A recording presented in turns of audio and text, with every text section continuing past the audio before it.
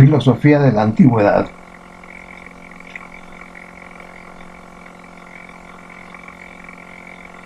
Saber y filosofía en Aristóteles. Bueno, aquí hay que iniciar con dos temas fundamentales que se pueden analizar, además de otros muchos y con mucha profundidad. Dos temas fundamentales que son el estudio de la lógica o la lógica y origen y naturaleza del saber. Dos temas fundamentales que el autor Johannes Schilberger analiza en su libro Historia de la Filosofía, tomo 1, y analizando y desglosando lo más que se pueda el trabajo de Johannes Schilberger, que lo han elogiado como una historia de la filosofía en la que se puede con certeza analizar los aspectos históricos de la filosofía de la antigüedad, y porque sus fuentes no dejan lugar a duda que son fuentes auténticas. O sea, se puede trabajar cómodamente los que les gusta la historia de la filosofía. Y pues entrando en eso,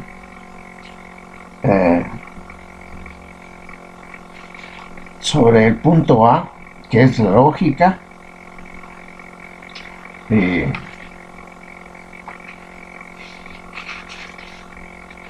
y el punto B, que origen y naturaleza del saber, pues son dos temas importantes en los que ya tenemos para entretenernos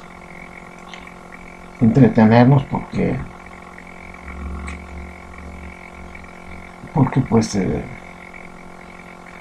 necesario aclarar un poco eso. Bueno, pues en estos 3 minutos de prefacio vamos a analizar lo que es el saber y la ciencia en Aristóteles, con dos temas fundamentales: el tema de la lógica y de la origen y naturaleza del saber. Vamos a ver si podemos avanzar siquiera en el primero, aunque el segundo es fascinante. Y vamos a ver. Bueno, iniciemos. Saber y ciencia en Aristóteles, lógica. Carácter general de la lógica aristotélica. Aspectos formal, práctico y material.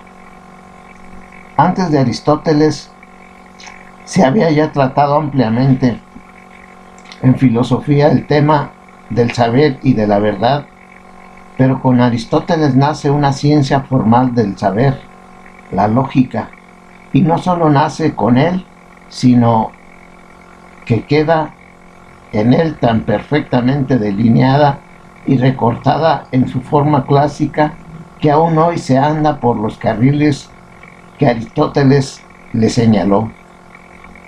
Es significativo a este propósito el dicho de Kant, de Manuel Kant, filósofo modernista, pues que es muy criticado.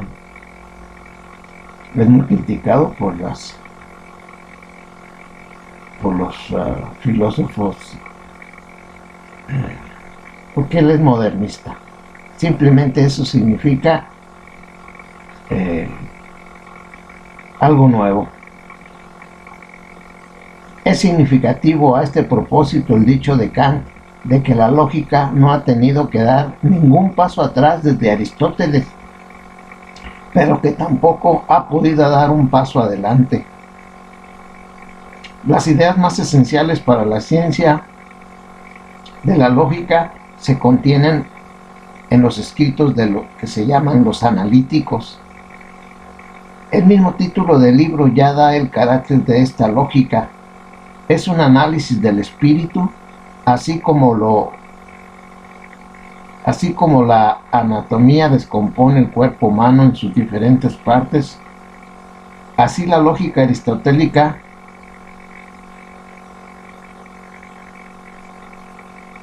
el pensamiento y el lenguaje del hombre. Así como la anatomía descompone el cuerpo humano en sus diferentes partes, así la lógica aristotélica descompone el pensamiento y el lenguaje del hombre. Fue Aristóteles el primero en ver que también el espíritu posee una estructura perfectamente determinada, que está integrada por ciertos elementos y funciones elementales o primarias, y que en este respecto puede ser estudiado y descrito. Esos elementos últimos los ve Aristóteles en el concepto, el juicio y el raciocinio. Todavía hoy constituyen esos elementos los capítulos centrales de la lógica. En general trata Aristóteles de describir y clasificar. Ya en este campo de la lógica se muestra su inclinación a explorar el mundo de la experiencia en su compleja variedad y a ordenar, dividir y clasificar lo concreto. Pero Aristóteles emprende esa exploración de las formas elementales del espíritu, impulsado por un interés no exclusivamente teórico, sino también práctico. Quiere también ofrecer un instrumento apto para conducir en un modo irrefutable o irreprochable el pensar científico. Quiere también ofrecer un instrumento apto para conducir de un modo irreprochable el pensar científico, la demostración y la refutación. Esto ocurre especialmente en sus escritos que se titulan Los Tópicos y en otro escrito en los elementos sofísticos. La lógica es, por tanto, no solo una lógica teórica, sino también una lógica práctica, y al mismo tiempo es también viva y constante en Aristóteles la preocupación por el tema del alcance y eficacia de nuestro pensar, hasta qué punto nuestros medios cognitivos, no solo formalmente considerados, operan rectamente como instrumentos perfectos, sino que efectivamente captan el material cognitivo que debe captar. Es decir, su lógica no es meramente formal, ni solo práctica, sino también material. Epistemología o teoría del conocimiento, como hoy decimos. O sea, lo que hoy tratamos como epistemología o teoría del conocimiento, pues son títulos que se logran en la actualidad o que se manejan en la actualidad, pero tienen su origen en la antigüedad con Aristóteles. Epistemología, teoría del conocimiento, como hoy decimos. En tiempos recientes se ha ocupado también de Aristóteles la forma más moderna de la lógica, la logística, y ha comprobado que se acercó también él ya en esta forma refinada de la lógica. Se ha intentado esbozar la evolución de su pensamiento lógico desde el punto de vista de la mayor o menor perfección formal y lógica. En sus categorías, tópicos y elencos, lo primero cronológicamente son una primera lógica aún bastante primitiva que se ve en categorías tópicos y elencos. Perihermeneias sería una etapa de transición. Sus escritos de Perihermeneias sería una etapa de transición. La segunda lógica se encontraría en los analíticos priores, los primeros analíticos en español. excepto el capítulo 8, del capítulo 8 a 22. En esta segunda lógica daría Aristóteles una silogística asertórica bien estructurada, conocería el concepto de las variables y mostraría un nivel relativamente alto en técnica lógica. La tercera lógica de segundos analíticos o analíticos priora y analíticos priora B añadiría aún una lógica modal, bien que todavía imperfecta, reflexiones metodológicas sobre la silogística con intenciones lógico-formales de sorprendente sutileza, en opinión del filósofo Bojensky, y proposiciones de lógica predicativa que fuera de las variables contienen solo constantes lógicas, pero lo que la lógica tradicional tomó siempre de Aristóteles fueron sus ideas sobre el concepto, el juicio y el raciocinio. Digo, aquí el autor nos presenta que Aristóteles se incursionó en la lógica modal que va más allá de una lógica profundamente demostrativa, que basa sus análisis en los tres conceptos fundamentales, que son pues el concepto, el juicio y el razonamiento o raciocinio. Y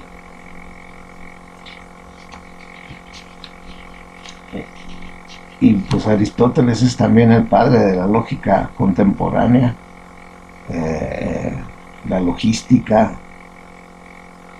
en fin. Pero Aristóteles, su aspecto principal es el análisis de los tres conceptos fundamentales de las formas de pensamiento, que son el concepto, el juicio y el razonamiento.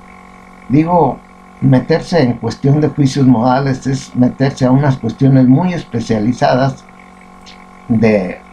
que manejan los lógicos contemporáneos como filósofo austriaco, que luego vamos a ver, y toda la lógica matemática y lógica simbólica y distintas lógicas adecuadas a distintas áreas de las ciencias.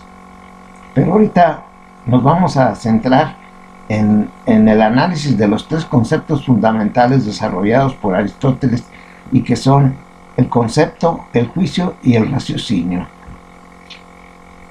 Sobre el concepto nos dice: el último elemento que descubre el análisis de la mente es el concepto.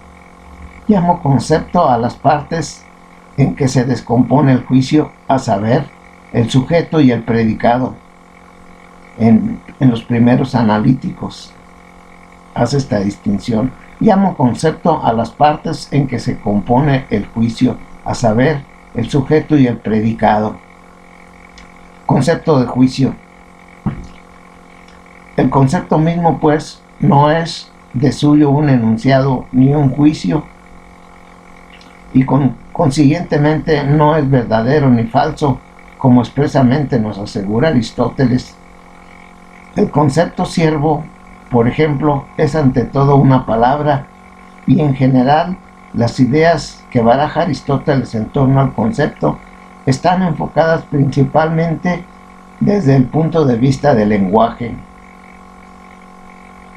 Pura filosofía contemporánea dentro del plano de la lógica. Nunca nos ha dado una doctrina formal sobre el concepto. Nunca nos ha dado una doctrina formal sobre el concepto.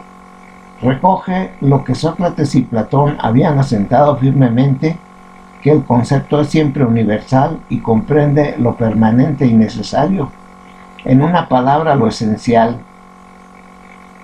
El concepto contiene lo esencial y es un concepto universal.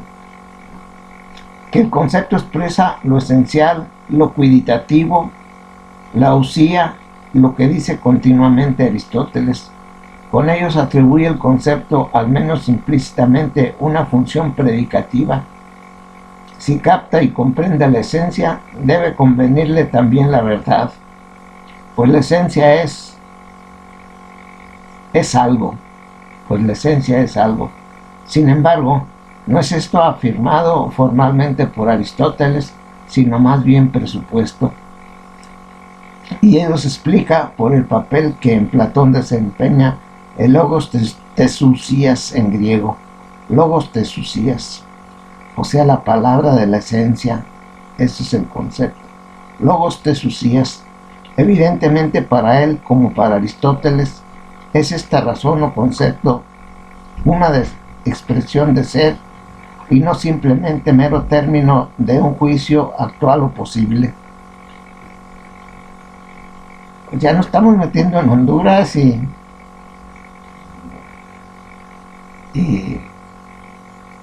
pero es muy claro. Logos tesousias en griego, la palabra de la esencia de una cosa, eso es el concepto en Aristóteles. La definición, derivado del concepto, pues se colige lo que es la definición. El concepto artificialmente elaborado se llama definición, que en griego se dice orismos. La definición tiene por cometido fijar la esencia de un objeto de tal manera que esta cuididad esté netamente separada, distinguida de todo otro ser y quede perfectamente patente y clara en su peculiaridad única. Su regla es: la definición se hace tomando el género próximo y la diferencia específica. Esta definición de lo que es la definición, pues nos viene a decir que si queremos definir una cosa, se hace por su género próximo y su diferencia específica, que significa que nosotros ya previamente debemos de saber los géneros y las diferencias específicas o de cada especie del ser que estamos definiendo. Por ejemplo, ¿cómo se define el hombre? Se tiene que definir por su género próximo y por su diferencia específica. Y si lo vamos a definir, el hombre es un animal como concepto genérico, y su diferencia específica es que es racional. Cualquier ser que realice o que viva o que tenga estas dos nociones se definirá y se aplicará al concepto de hombre. El hombre definido por su género próximo, que es la animalidad, y su diferencia específica, que es la racionalidad. Esto es lo que quiere decir Aristóteles cuando habla del concepto de la definición, que se deriva de la definición del concepto del hombre, que el concepto no es sino la palabra que describe o que define la esencia de lo que se está hablando, vamos. Y nos dice pues que la definición tiene que cumplir esas dos ideas, que la definición debe hacerse por el género próximo y la diferencia específica. Y en el ejemplo que puse de que el hombre es un animal racional, el género próximo es la animalidad y la diferencia específica es la racionalidad. Eso es, aplicado a un ejemplo en concreto, eso es lo que es la definición. Cuando definimos algo, tiene que ser siempre por el género próximo y la diferencia específica. Bueno,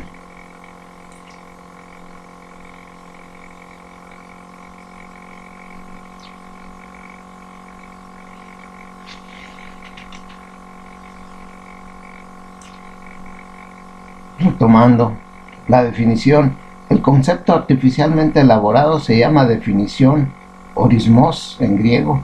La definición tiene por cometido fijar la esencia de un objeto de tal manera que esta cualidad esté netamente separada y distinguida de todo otro ser y quede perfectamente patente y clara en su peculiaridad única. Su regla es: la definición se hace tomando el género próximo y la diferencia específica. Quiere decir, un objeto está incluido en una noción genérica que se supone conocida. Por ejemplo, el número 3 se determina por el género número, pero como hay muchos números, se contrae el género por medio de una ulterior determinación, de modo que entre los diversos números solo se piense el 3. Esto se obtiene por la adición de aquella propiedad específica que, a diferencia de todos los demás números, sea justamente la designación única para el 3, a saber, el hecho de que el 3 es entre todos los números el primer número impar.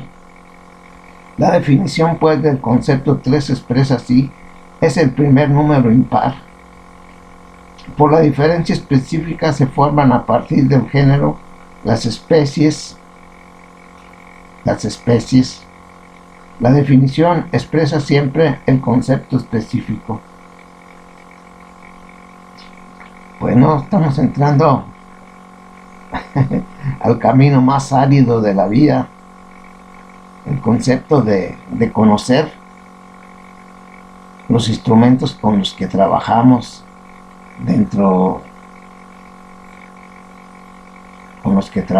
para relacionarnos con el mundo que nos rodea, el mundo humano sobre todo, porque la lógica no es otra cosa sino el instrumento que nos sirve para racionalmente relacionarnos, valga la redundancia, con los demás seres que también piensan lógicamente, que entienden por círculo una bola o algo redondo, y por cuadrado algo que tiene 4 lados. Pero si el dialogante que está frente a uno no entiende que el círculo es una circunferencia, una bola, y que el cuadrado contiene 4 lados, pues estamos perdiendo el tiempo platicando con una gente que no nos entiende.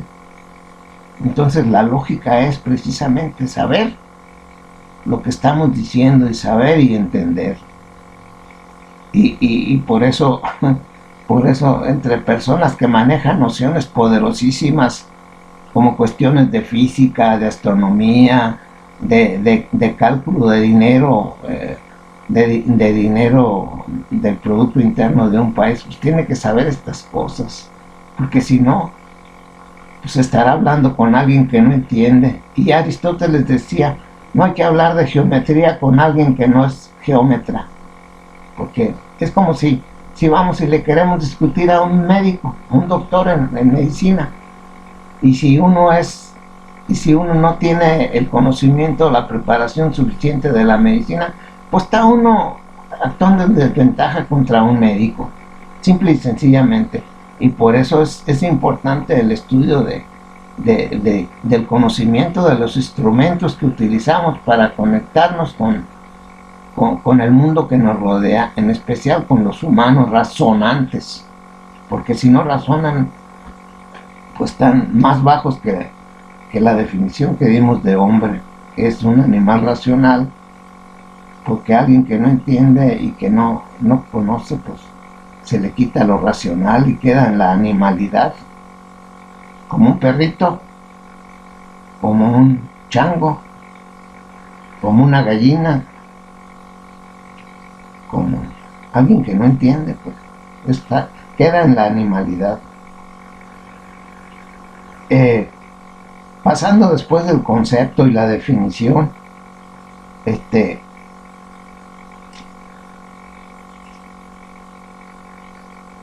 Aristóteles pasa a analizar, pues no que digamos, profesamente se dedicó a analizar otra cosa que se deduce de la anterior, sino que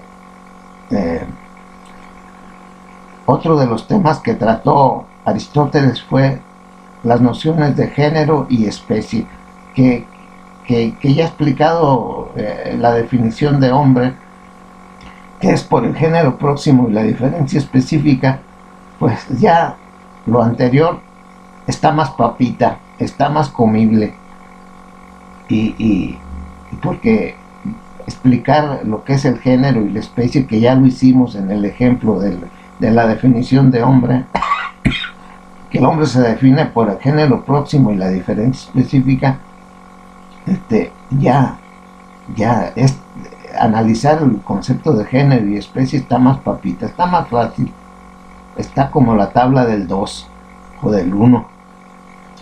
Bueno, género y especie.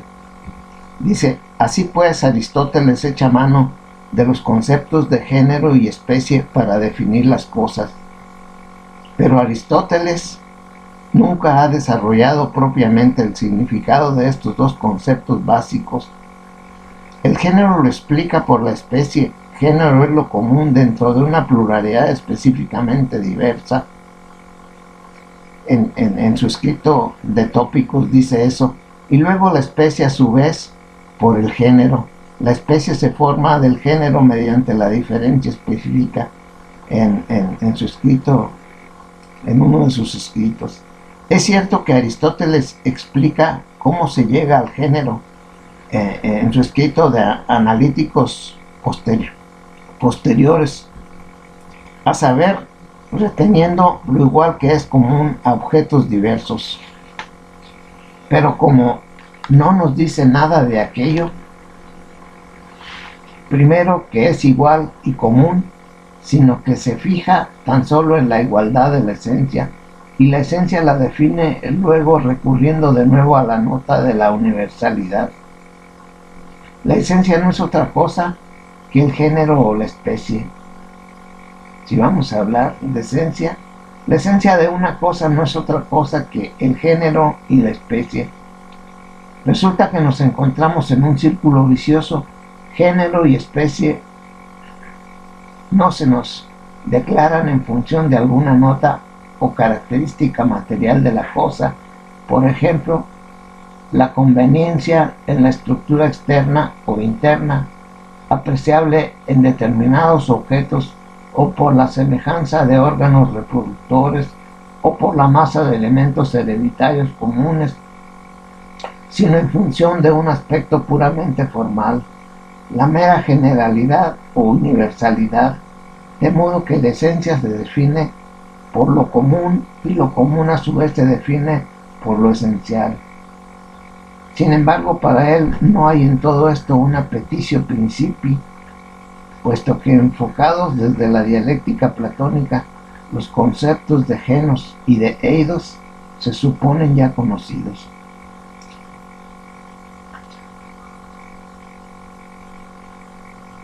El género y la especie no necesitan fundamentarse mediante un proceso de generalización, sino que poseen ya de suyo su esencia en la forma, lo cual se obtiene abstractivamente desde una multitud de inferiores que se comparan, sino que está ya allí a priori y se deduce intuitivamente, de modo que en realidad no existe el problema de la deducción de la especie por vía de la generalización. Pues aquí este párrafo es la base para poder desenmarañar todo lo que puede manejar un científico lógico. Esa aclaración que acabamos de leer.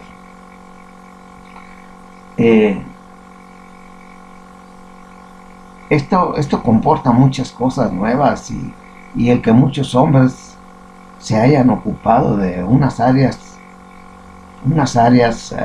que aparecen con la modernidad y que aparecen con la actualidad. Un filósofo, por ejemplo Nikolai Hartmann, habla de la nueva ontología.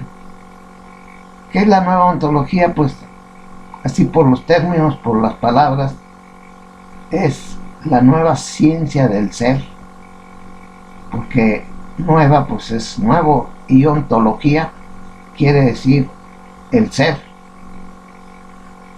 y sus clasificaciones. La nueva ontología, dice, la nueva ontología de Nikolai Hartmann tiene sin razón que la antigua ontología se quede quizás sin tocar la esencia, al tomar por esencial lo que de hecho es periférico y solo casualmente universal. La esencia es esencia no por ser universal, sino al revés, es universal porque es eidos. Pues aquí son juegos de palabras que son importantes, pero no por eso la gente va a dejar de comer. Pero son análisis lógicos de las cosas, porque si no sabemos de qué material está compuesto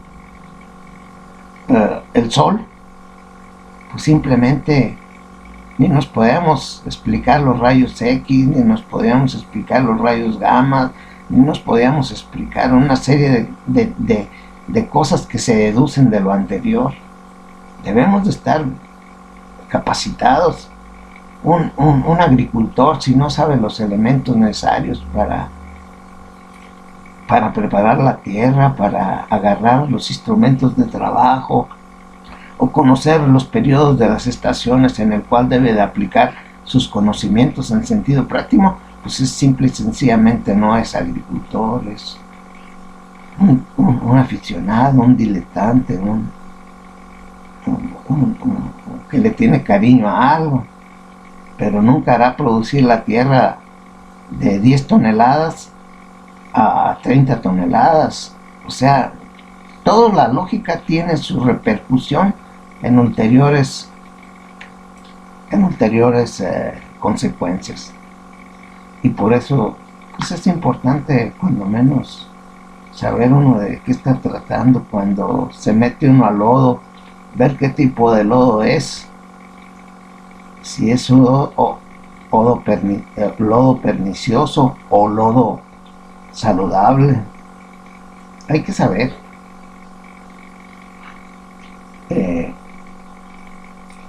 Y lo que nos proporciona un saber más acertado es el análisis que hace Aristóteles de la lógica de las cosas, de la lógica del lenguaje, de la lógica del instrumento de comunicación entre los hombres. Bueno, es de mayor interés para comprender la genética histórica de las ideas reparar en el hecho de que Aristóteles al principio de una serie de reglas para la estructuración práctica de una definición, señala al género que entra en la definición como algo natura prius. ¿Qué es esto de natura prius? Anterior y nocios más conocido, natura prius. Eso es lo que es la natura prius, que afortunadamente hay muchos traductores que nos han dejado la traducción de lo que es natura prius, que es lo más conocido con anterioridad, y lo más conocido con anterioridad es lo que nos va a dar la definición esencial de un ser, el género próximo y la diferencia específica. Eso debe ser lo con natura prius, lo que está presupuesto, lo que define esencialmente a un determinado ser. Bueno, esto nunca lo es un concepto lógico, sino es el eidos ontológico de Platón. Y cuando Aristóteles requiere que la definición dé siempre el género superior inmediato, sigue también en ello a Platón, que insistió una y otra vez que en el proceso dieirético no se saltara ningún término intermedio. Tan solo aporta Aristóteles aquí la novedad de sumar al género el concepto de la diferencia específica. Ándele pues, échese ese trompo a la uña. Decíamos cuando jugábamos en el barrio, échese ese trompo a la uña. A ver si puede, que es muy difícil echarse un trompo a la uña. y, bueno, pues llevamos 35 minutos. Bueno, después de que se define lo que es el concepto y la esencia y la definición, Aristóteles pasa a otro tema que aparece en todos los estudios de lógica, que son el primeros analíticos, segundos analíticos, el Pederneias, el Trópicos. Todos esos escritos son de Aristóteles y en ellos analiza puras cuestiones lógicas y no los analiza los analiza porque quiere, pero además porque pues seguramente alguien le pagaba para ser prácticos. Categorías. Analiza Aristóteles posteriormente del concepto las categorías. Y en eso de las categorías, pues se analizan también por géneros. Categorías que en el mercado dice, ¿es de mejor categoría o de menor categoría? ¿Es más bueno o su bondad está degradada? Entonces, analiza el concepto de categorías en todos sus estudios lógicos también Aristóteles. Y luego, pues lo que es bien interesante, porque Aristóteles está analizando los tres conceptos fundamentales y formales del conocimiento, que son la idea, el juicio y el raciocinio. Esos tres elementos los está analizando Aristóteles en el paso de su vida, ¿no?, por esta tierra, y nos ha dejado estos burros para entretenernos.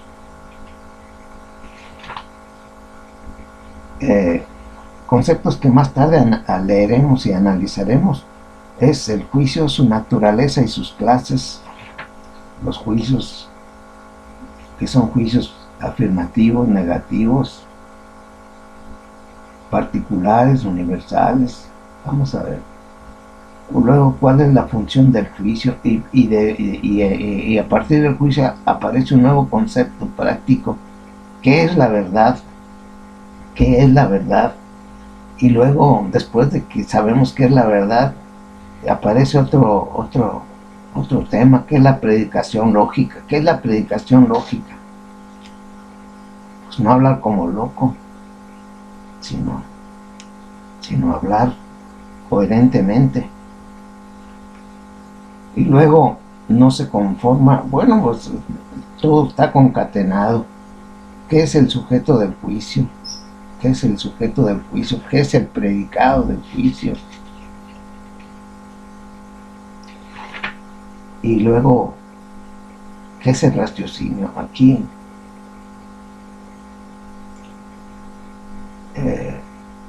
es la tercera parte de sus tres conceptos fundamentales que analiza: concepto, juicio y raciocinio, que también es muy importante porque Aristóteles no quería ser como sus iguales sofistas, quería ser una persona, y de hecho lo era, una persona que en eso se ganaba la vida, o era su realización de vivir, como aquel que si no hace lo que le gusta hacer, se muere, se vuelve Lorenzo de Arabia. Y vamos a ahorita llevamos de 40 minutos y posteriormente analizaremos lo que es el juicio, el concepto de verdad, y luego avanzaremos a lo que es el silogismo o el raciocinio. El silogismo no es otra cosa que un raciocinio. Todos los hombres son mortales, el hombre es Juan es hombre, por lo tanto Juan es mortal. Ese es un raciocinio básico, sencillo de entender. Todos los hombres son mortales, Juan es hombre, por lo tanto Juan es mortal. Silogismos aristotélicos y dialéctica platónica.